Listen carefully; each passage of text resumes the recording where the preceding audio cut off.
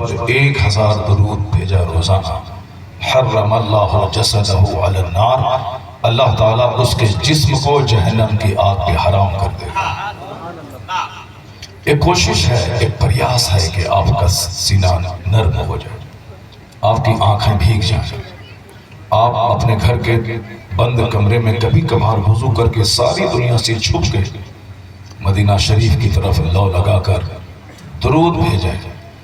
مصطفیٰ جان رحمت کی نظر اگر آپ پہ ہو گئی تو کروڑوں گناہ کی کوئی حیثیت نہیں، مصطفیٰ کی شفاعت سے جنت کے حقدار ہو جائے، مگر اس کے لیے دل روشن کرنا ہوگا۔ میری ماں بہن بیٹیاں یہاں موجود ہیں، ان کے پاس مردوں کے مقابلے میں زیادہ ٹائم موجود ہے کہ یہ جنتی بن جائیں، نیک بن جائیں، چونکہ آپ کو صبح کھیت نکلنا ہے، کھلیان نکلنا ہے، فیکٹری جانا ہے، کمانا ہے، کھانا ہے، آپ کو اپنا وطن چھوڑ کے بے وطن ہونا ہے، سعودی عرب جانا ہے، امریکہ جانا ہے، یا ہندوستان ہی میں دلی پنجاب جانا ہے۔ ان کو نہیں جانا ہے، ان کو گھر میں رانی بن کے رہنا ہے، چونکہ اللہ نے ان کو کمزور پیدا کیا ہے، تو کمزور ہے تو اس کا ایک زبردست سہارا ان کے شوہر کو بنا دیا ہے کہ مہر کی رقم تم کو دینا ہے، 2 لاکھ 1,50,000 جتنا ہے تم کو دینا ہے، ولیمہ کا کھانا تم کو دینا ہے، لڑکی کے باپ کو نہیں دینا، تم کو دینا ہے، اس کا کپڑا مرد کو دینا ہے، اس کا کھانا مرد کو دینا ہے۔ اب وہ کیا کریں گی؟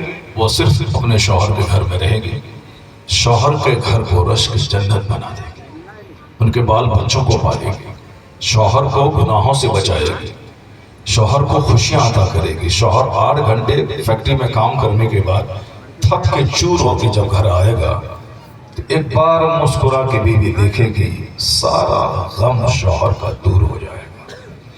اس لیے سب سے کامیاب ترین عورت وہ ہے جو اپنے شوہر کے غم کو دور کرتے ہیں۔ یہ چاہیں چونکہ ان کو 8 گھنٹے فیکٹری میں جانا نہیں، ان کو روزی روٹی کے بارے میں سوچنا نہیں، تو ان کے پاس ڈھیر سارا وقت ہے۔ ناشتہ کھلا دے شوہر کو، شوہر ادھر جائے، یہ مصلی بچھا کے بیٹھ جائے اور 1000 درود پاک پڑھ لے۔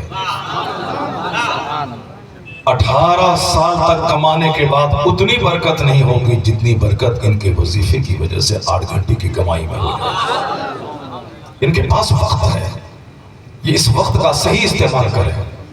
یہ 5 عورتوں کے پاس بیٹھ کر کے غیبت کی پوٹلی کھول کے نہیں بیٹھ جائیں کہ میری ساس ایسی ہے، میری نند ایسی ہے، میرا دیور ایسا ہے، کچھ نہیں۔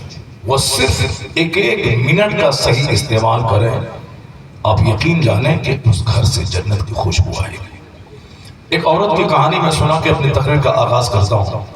تقریر ہم کو 2 گھنٹہ کرنا تھا، لیکن چونکہ ہم کو ٹرین پکڑنی ہے کوڈرما میں، اور اس کے لیے کم سے کم 2.5 سے 3 گھنٹے ہاتھ میں رکھنا ہے، تو اب ہم نے کہا تھا کہ 10 بجے ہم کو بٹھا دیجیے، 12 بجے تک 2 گھنٹے ہم بولیں گے، لیکن چونکہ 12 بجے کے بعد ہی اس کو ٹائم دیا گیا تھا۔ اب اگر ہم 2 گھنٹے بول گئے، 12 سے لے کے 2 ڈھائی تک اگر ہم بولے تو پھر وہ ٹرین ہماری نہیں مل پائے گا۔ چاہے کچھ بھی ہو، 1 گھنٹہ بھی غور سے سن لیں تو 5 گھنٹے کی تقریر آپ تک پہنچ جائے گی۔ سبحان اللہ۔ میری ماں بہن بیٹھیاں وہ ذرا غور سے سن لیں کہ کیسی کیسی عورتیں اس دنیا میں گزری اور ہمارا کیا حال ہے۔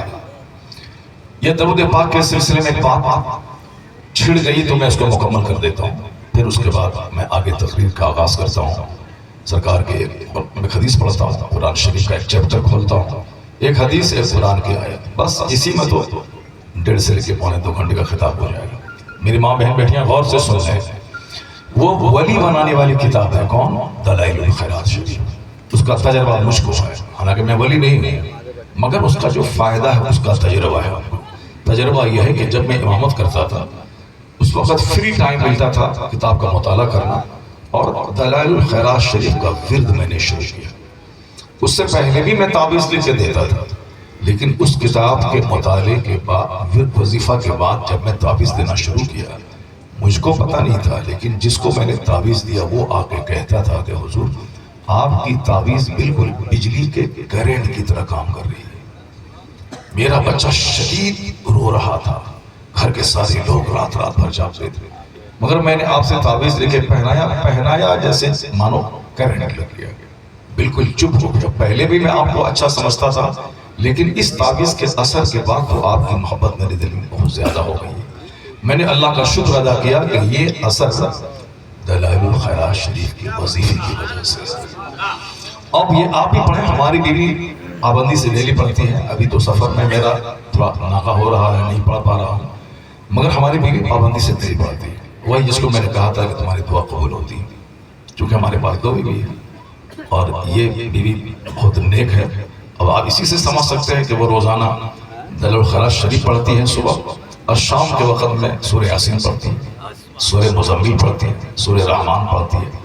میں بہت خوش رہتا ہوں، چونکہ جب میں دیکھتا ہوں تو تلاوت کر رہی ہے تو اب وہ مجھ سے کہتی ہے کہ بس آپ تھوڑا انتظار کیجئے، میں ذرا فارغ ہو جاؤں تلاوت سے، مجھ کو انتظار کرنا پڑتا ہے۔ فون سے بات کرتا ہوں، وہ کہتی ہے بس تھوڑی دیر کے بعد، ابھی تھوڑا صبح کے وظیفے میں لگی ہوئی ہوں۔ اللہ تعالیٰ ان کو صحت عافیت کے ساتھ لمبی عمر عطا فرمائے۔